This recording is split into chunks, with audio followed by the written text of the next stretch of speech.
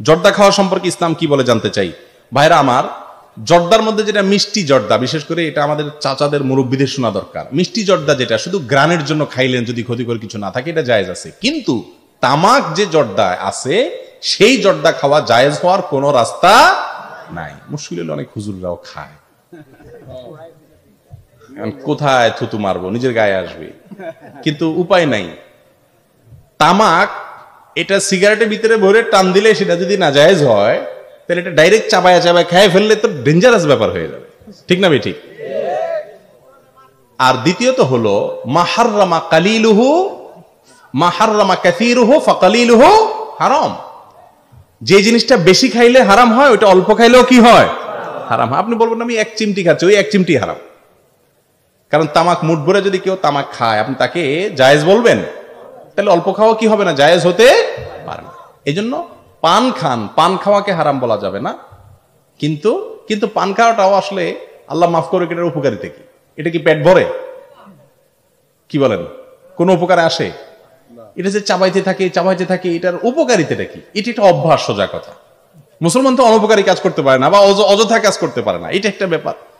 এরপরে আসেন, এই খাইতে খাইতে পান যারা খায়, তারা খাওয়ার কোনো আদব রক্ষা করে থাকতে পারে? হাইটে হাইটে খায়। ওলামা একরাম জানেন, মুহাদ্দিসিন একরাম আগের যুগে যারা হাদিস বিশারদ ছিলেন, রাস্তায় হাইটা বাদাম খাইছে কোনো লোক, তার কাছ থেকে আর হাদিস নিত না।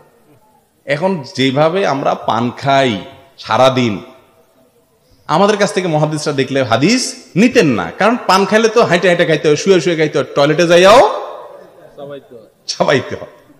বলেন আপনি যখন চাবাইতেছেন, মুখের ভিতরে দুর্গন্ধগুলো প্রবেশ করতেছে। অতএব এটা কোনো ভালো বা প্রশংসনীয় কাজ। তারপরেও সেটা আরেক বিষয়। কিন্তু জর্দার বিষয়টা বলছি যে তামাক থাকে, সে জর্দা খাওয়া কি হতে পারে না, জায়েজ হতে পারে না। এই জর্দা যদি আপনি শুধু জর্দা খান, মাথা ঘুরাবে কি ঘুরাবে না? অতএব আর আরেকটা জিনিস হলো, আল্লাহ বলেছে ওয়ালাতুল কুবিয়াদিকুম ইলা তাহলুকা, তোমরা নিজেদেরকে ধ্বংসের দিকে ঠেলে দিও না, নিজেদের ক্ষতি নিজেরা করো না। জর্দায় কি লাভ না ক্ষতি? অ্যাবসোলিউট ক্ষতি, একেবারে পিওর ক্ষতি। এখানে কোনো লাভের দিক সন্দেহ পরিমাণ নাই। এই জন্য সরকারি ভাবে আমি যতটুকু জানি, অনেক জর্দার ব্যাপারে নিষেধাজ্ঞা এসে গেছে। কারণ এটা বিষ, মানুষের জন্য ক্ষতিকর, বিধায় এটা আমরা খাবো না। ঠিক আছে তো ইনশাআল্লাহ? অনেকে বলে থাকে সিগারেট খাওয়া নাকি মাকরুহ। আপনার মতামত জানতে চাই। ভাই, মাকরুহ মানে কিন্তু জায়েজ না। মাকরুহ মানে কি না? ধরলাম মাকরুহ। অনেক ওলামা, আমার দেশের ওলামা একরাম বিশেষ করে সিগারেট খাওয়াকে মাকরুহ বলেন। মাকরুহ শব্দের অর্থ অনেকে মনে করে জায়েজ। মাকরুহ মানে অপছন্দনীয়, ভালো না, খারাপ না, জায়েজ। তাহলে মাকরুহ মানে কি হালাল নাকি?